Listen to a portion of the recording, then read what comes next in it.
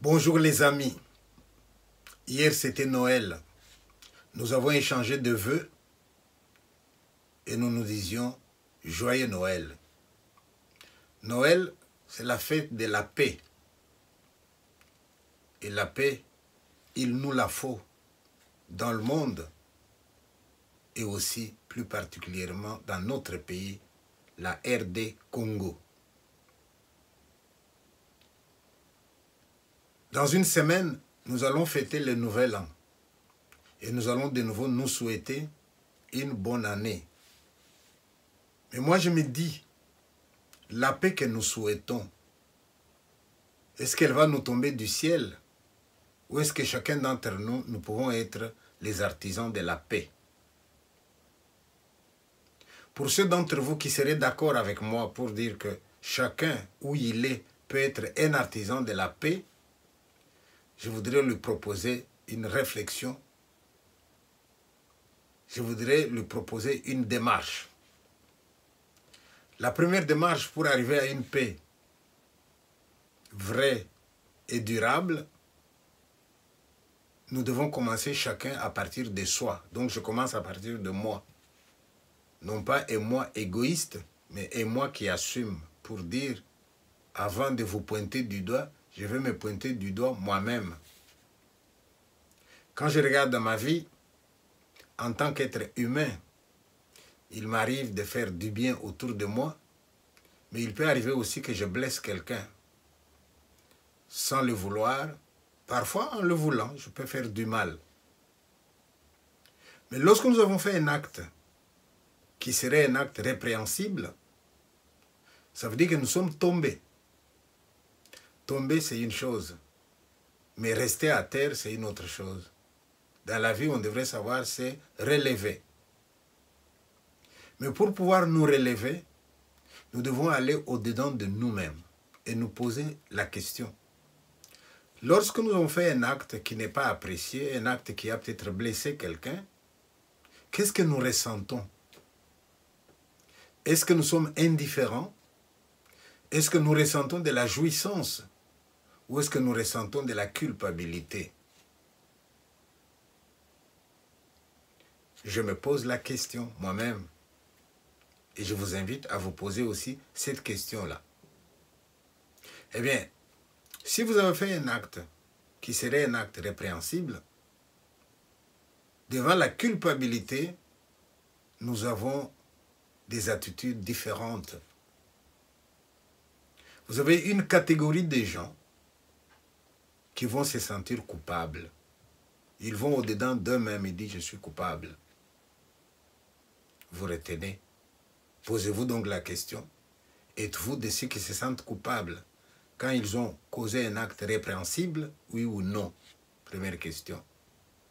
Est-ce que je me sens coupable?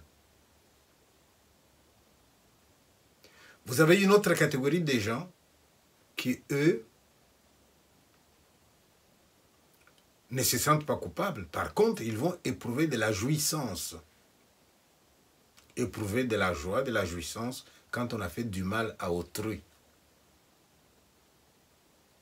Et vous avez une autre catégorie de gens qui, eux, vont accuser l'extérieur de leur faute. Hein. Donc je commets une faute, mais j'accuse quelqu'un d'autre. Posons-nous un peu la question par rapport à ces trois situations-là. Je suis qui? Est-ce que je suis quelqu'un qui signe à la première personne ce que j'ai fait de bien, mais aussi ce que j'ai fait de mal? Est-ce que je suis celui qui, devant le mal accompli, bon, ça ne me dit rien, je reste indifférent, ou même j'éprouve de la jouissance? Ou est-ce que je suis celui qui va accuser les autres? Si nous nous posons cette question-là, et que nous nous situons, nous saurons alors aller de l'avant. Si vous êtes de ceux qui accusent les autres, eh bien, vous êtes malhonnête. Si vous ne le faites pas exprès, eh bien vous êtes malade. Ce que j'ai fait de mal, je dois pouvoir l'assumer. Si le mal que vous avez fait à quelqu'un d'autre, vous éprouvez de la jouissance, eh bien vous êtes malade aussi. Mais si ce que vous avez fait, vous sentez que vous avez une responsabilité et vous vous sentez un peu coupable, ça c'est une situation normale. C'est à partir de la culpabilité que vous allez vous poser la question de la réparation. Et une des premières phases de la réparation, c'est de reconnaître d'abord ce que vous avez fait de mal et de demander pardon à celui que vous avez blessé.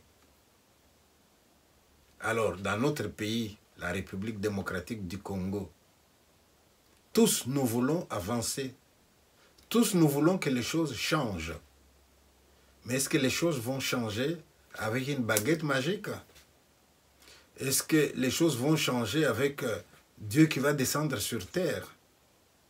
Je pense que les choses vont changer à partir de nous-mêmes.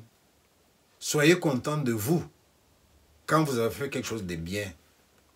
Moi-même, je vous applaudis le premier. Sentez-vous coupable lorsque vous avez fait quelque chose de mal. Et une fois que vous vous sentez coupable, ayez le courage de demander pardon aux gens que vous avez blessés. Bien entendu, ce que je suis en train de décrire là, ce n'est pas blanc et noir. C'est comme sur une échelle à 10 classes, de 0 à 10. Alors si on met « je ne me sens pas coupable » ou alors « je me sens coupable » on met une échelle de 10, où est-ce que vous vous situez? Est-ce que vous êtes proche des gens qui n'éprouvent pas de la culpabilité? Ou est-ce que vous êtes proche des gens qui reconnaissent quand ils ont eu tort? Mais éprouver de la culpabilité, quand ce n'est pas vous qui avez commis la faute, c'est morbide aussi, ça peut être maladif. Vous ne devez pas vous accuser de ce que vous n'avez pas fait. Je sais qu'au nom de l'humanité, je peux me sentir coupable, ce qui arrive à l'est du Congo alors que je n'y suis pas. Ça, c'est au nom de l'humanité. Mais cette culpabilité doit être relative. Elle doit me pousser peut-être à me poser la question, qu'est-ce que je fais, même si je suis loin, pour que tout cela n'arrive pas? Ça, c'est au nom de l'humanité. Alors, quand vous avez éprouvé de la culpabilité, quand vous avez reconnu, quand vous avez demandé pardon, c'est alors qu'on va dire Joyeux Noël. C'est alors qu'on va construire la paix.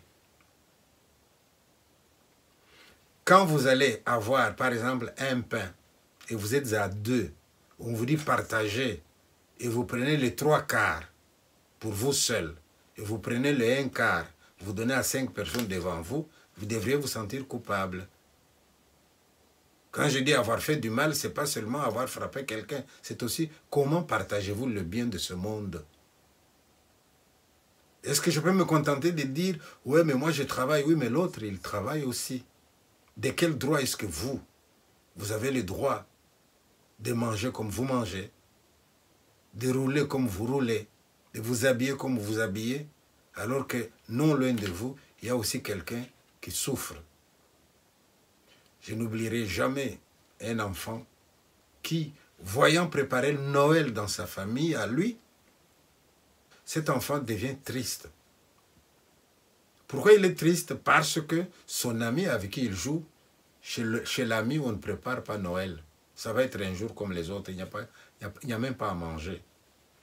Et cet enfant qui demande à ses parents, papa, maman, les jours de Noël, ceux qui ont, est-ce qu'ils ne peuvent pas partager avec ceux qui n'ont pas? Et les parents disent, pourquoi tu nous poses la question? Et l'enfant dit, chez mon ami, ils n'ont rien, papa. Et papa et maman décident, ils disent à leur fils, va demander à ton ami qu'il vienne chez nous les jours de Noël, il va fêter avec nous. Mais en même temps, cet homme et sa femme ont pris de la nourriture et tout ce qu'il fallait, ils ont donné à la famille de ces garçons-là pour dire, vous pouvez aussi manger chez vous, faire la fête. Mais le petit, lui, il vient manger avec notre fils à notre table. Esprit de partage. culpabilité d'avoir quand les autres n'ont pas. Regarder au-dedans de soi, qu'est-ce qu'on a fait pour que la situation soit celle-là? Ou alors, comment corriger, comment améliorer? Si tous, nous nous posons cette question-là, je pense que la paix que nous avons souhaitée à Noël, eh bien, elle peut se pointer à l'horizon. Voilà. Je vous remercie et je vous souhaite la paix. Joyeux Noël, hein, c'est ça la paix. Ciao.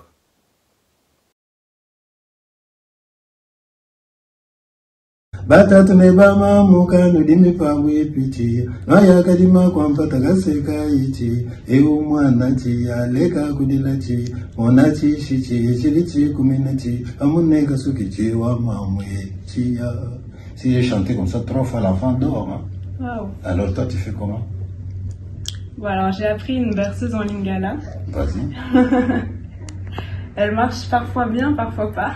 Vas-y. Bébé kimia, ah bébé, mais la poto na lambelio, soki lingyo sokola, maya pio, oh la pongi kitoko.